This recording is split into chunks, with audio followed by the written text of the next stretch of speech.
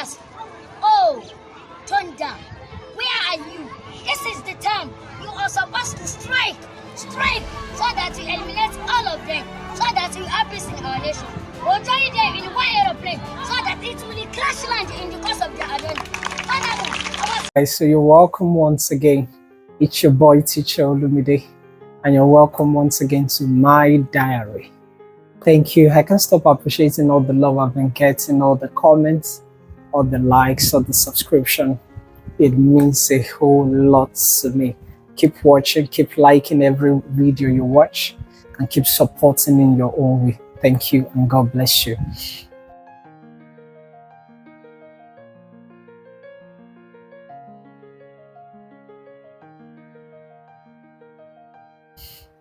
Right, yeah, so today I want to put up a reactional video on a video that I saw recently from a young boy. I think this boy is from the northern part of Nigeria. Yes, northern part of Nigeria. I don't know the state specifically, but it's from the northern part of Nigeria, and the boy is in primary school. Yes, he's from a primary school, and the boy gets to speak to the heart of many things that is happening in our nation. In fact, one of the things that's enjoying me to actually put up a video on this is for this young boy to speak with so much passion, with so much emotion. It shows that it actually spoke a lot of volume, that even the youngest in our generation, in our nation, knows what is going on and they are paying attention. So let me just leave you to watch the video, and I'll be right back on your faces after that. God bless you.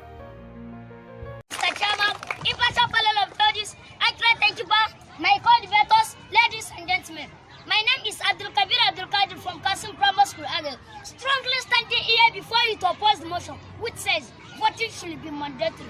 Firstly, the use of force in a democratic setting is unconstitutional. Forcing people to vote undermines democracy itself. Hence, democracy is built on the ideas of freedom of choice. People should be free to choose who to lead them. Making it mandatory to vote is directly taking away this freedom. Any government that tries to apply the use of force becomes authoritarian, attacking the personal liberties of its citizens. This alone disqualifies the assertion. The credibility of any election is for people to be allowed to come out en masse on their own to vote. That's even allowed the government and international community to assess the extent to which that election was successful. Having said that, consider the kind of politician we have in this country and how politics is being practiced. Who are we making voting mandatory for?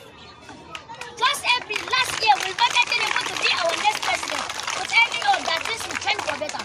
Upon signing him, the first bit of color he gave us was to remove the petroleum subsidy, proving the one nation who took in Obia into untold hardship. Prices of goods and services continue to rise. Tinubu, with all his charisma, cannot handle this country the way we want. Presently, we are experiencing the capital of the leaders, and as all this are happening, our lawmakers who have the constitutional power to call everybody to order, including President Deputy Note.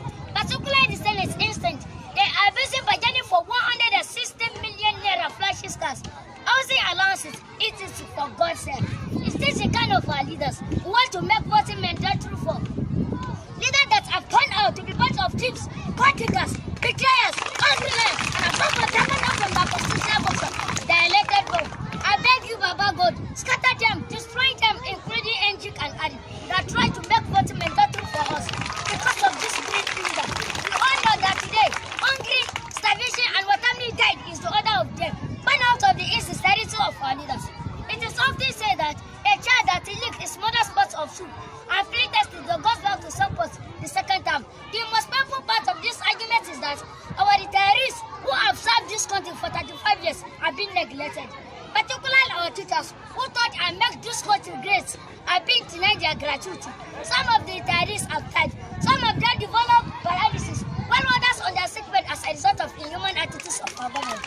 Some of their children can no longer go to school because parents can appropriate their school fees again. These are people who are better 2 times the elite. They voted under some of them under rent, all with the hope that things will change for better. No way. And some unscrupulous elements are somewhere agitating for mandatory voting, as if they are part of the digital of our our greedy leaders. Oh, thunder, where are you? This is the time you are supposed to strike, so that you eliminate all of them, so that we have peace in our nation.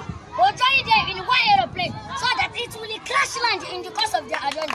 Furthermore, our security agents, i.e., the police and army, are being used by the ruling parties to scare away voter from the police station, by the use of gun and daggers just to prep for fasting breathing.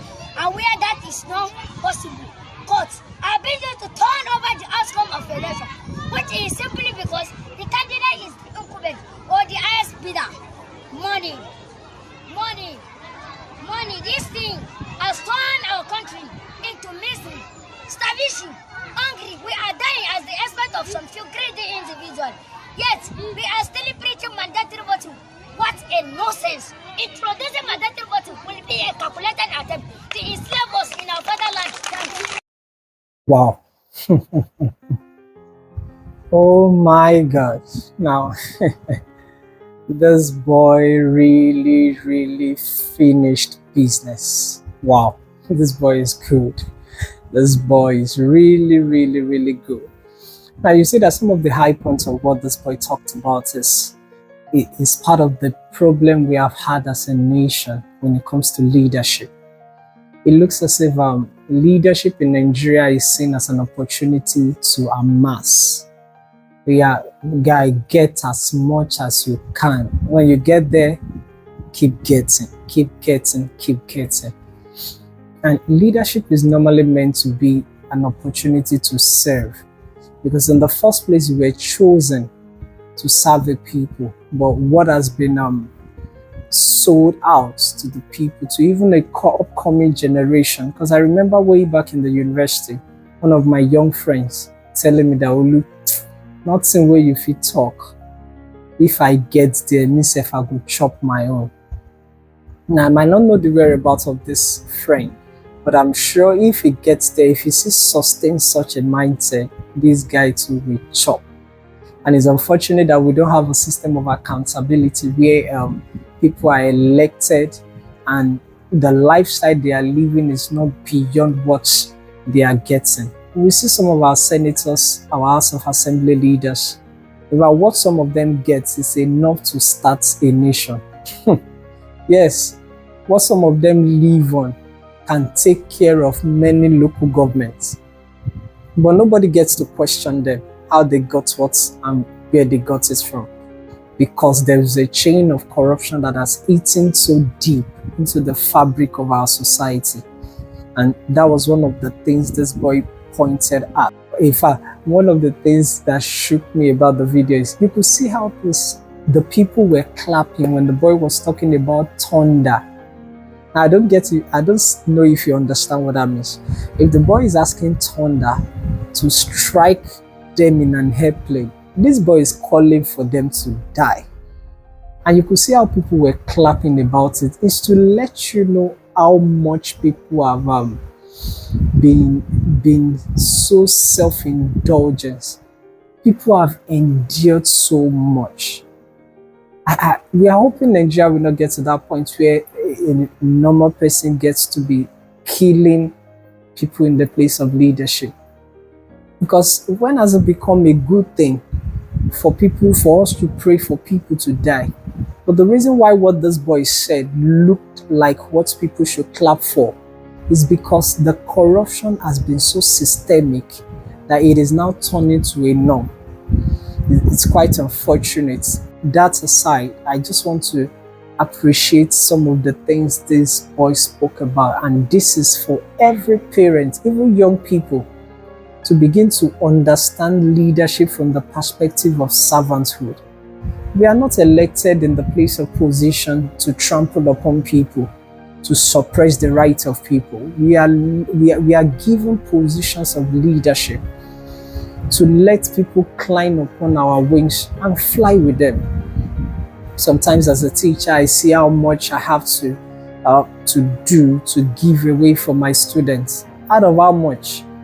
But I do it because I understand the place of service.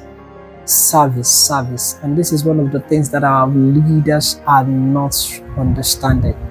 For instance, my mom retired as a teacher. And before some of them got their gratuity after serving the nation for 30 years, some 35 years, before getting what was rightfully theirs, some of them had to borrow and borrow and borrow. Those things are uncalled for. You go to other nations and you see how well the people, jobs are being made available for the people. You see how people are being catered for. But in Nigeria, it's as if the bigger ones, in fact, to make matters worse, you hear people like the president recently calling for the people to be able to bear in these times. And even the song came out. The song was talking about how in these times we have to bear, we have to endure a lot of things. And this same person talking about enduring a lot of things, on his hand he had a wristwatch that was spanning into thousands of dollars, and he's telling us as the masses to endure. So you see that most of our leaders, they are not ready to change. Sometimes I blame the people that has empowered them to do some of all those things. But we must begin as from our own little spaces, begin to lead from our schools, from our homes, from our workplace. We must begin to show the examples of leadership. We must be satisfied with what we have. That's one of the things that is killing our generation. I want to ride this, I want to ride that. God bless this boy once again. This boy really, really blew my mind away. God bless you for watching. I appreciate you for joining me once again today. Till I see you once again. God bless you.